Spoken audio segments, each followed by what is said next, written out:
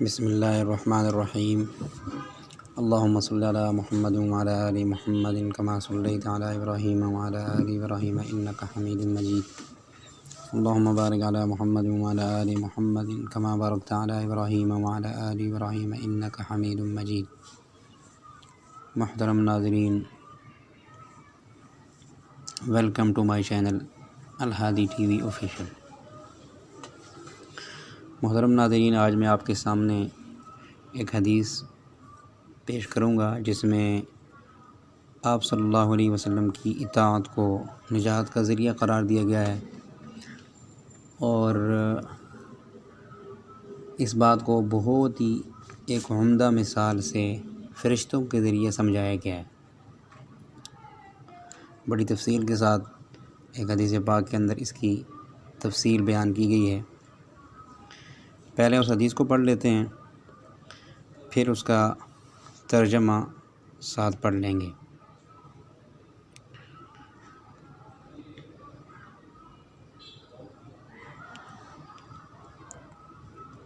حدیث پاک کے اندر آتا ہے، عن جابر بن عبد اللہ رضی اللہ تعالی عنہ یقول جاءت ملائکۃ للنبی صلی اللہ علیہ وسلم وهو نائم فقال بعضهم إنه نائم وقال بعضهم إن العين نائمة والقلب يقظان فقالوا إن لصاحبكم هذا مثلا فاضربوا له مثلا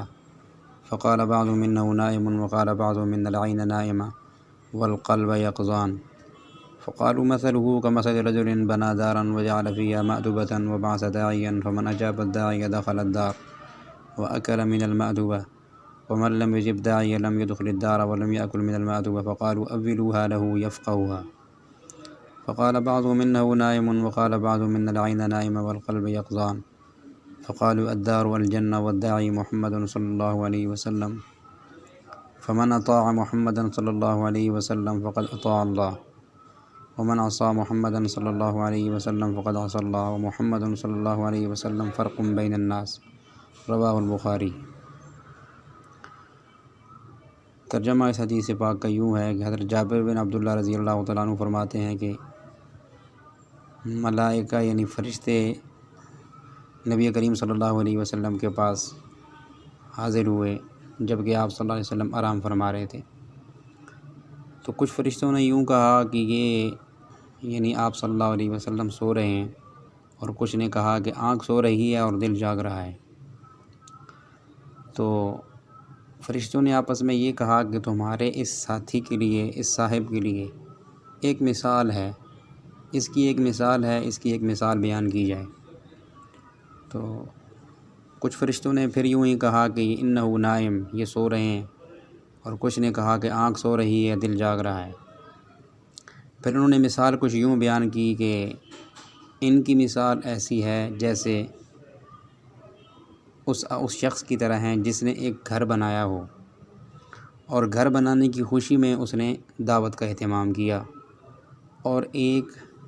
اپنا نمائندہ، ایک بلانے والا بھیجا تاکہ وہ لوگوں کو بلا کر لے کر آئے۔ تو جس نے بلانے والے کی بات کو قبول کر لیا، مان لیا، دخل الدار، وہ گھر میں داخل ہو جائے گا، اور کھانا جو دعوت ہے وہ کھا لے گا۔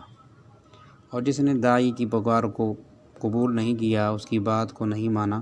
تو وہ گھر میں داخل نہیں ہوا اور نہ ہی اس نے کھانا کھایا۔ اب فرشتوں نے کہا کہ یہ مثال تو بیان کر دی ہے، اب ولوہا، اس کی تعویل بھی، اس کی تفصیل بھی بیان کر دو تاکہ یہ سمجھ جائیں۔ تو کچھ فرشتوں نے پھر دوبارہ وہی بات دہرائی کہ یہ سو رہے ہیں، بعض نے کہا کہ نہیں، آنکھ سو رہی ہے، دل جاگ رہا ہے۔ فقالوا فالدار الجنہ، اس کی تفصیل یوں بیان کی ہے کہ دار، گھر سے مراد جنت ہے، اور بلانے والے محمد صلی اللہ علیہ وسلم ہیں۔ تو جس نے محمد صلی اللہ علیہ وسلم کی اطاعت کی فقد اطاع اللہ، اس نے اللہ کی اطاعت کی، اور جس نے محمد صلی اللہ علیہ وسلم کی نافرمانی کی، اس نے اللہ کی نافرمانی کی۔ اور محمد صلی اللہ علیہ وسلم لوگوں کے درمیان فرق بیان کرنے والے ہیں، کافر اور مسلم کا فرق بیان کرنے والے محمد صلی اللہ علیہ وسلم۔ تو ناظرین، اس حدیث پاک کے اندر بہت ہی عمدہ مثال کے ذریعے اس بات کو اجاگر کیا گیا ہے کہ نبی کریم صلی اللہ علیہ وسلم کی اطاعت کا کیا مقام ہے، کہ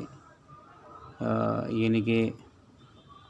جنت بنانے والے اللہ تعالیٰ کی ذات ہے، دعوت کا اہتمام، جنت اللہ تعالیٰ نے بنائی ہے، اور پکارنے والے، اس کی طرف بلانے والے وہ محمد صلی اللہ علیہ وسلم ہیں۔ تو جو ان کی اطاعت کرے گا وہ اللہ کی اطاعت کرنے والا شمار ہوگا، جو ان کی نافرمانی کرے گا وہ ان کی نافرمانی کرنے والا شمار ہوگا۔ تو یعنی کہ نبی کریم صلی اللہ علیہ وسلم کی اطاعت ہی کے اندر ہی انسان کی کامیابی چھپی ہوئی ہے، دنیا کی بھی اور آخرت کی بھی۔ تو آج کی اس ویڈیو میں اسی حدیث کو ایک بیان کرنا تھا۔ امید ہے کہ ناظرین کو یہ بات اچھی طریقے سے سمجھ آ گئی ہوگی۔ اگر آپ کو یہ بات جو حدیث بیان کی ہے یہ آپ کو اچھی لگی ہو تو اس کو لائک، شیئر اور اس چینل کو سبسکرائب کرنا نہ بھولیے گا۔ نیکسٹ تک کے لیے اللہ حافظ۔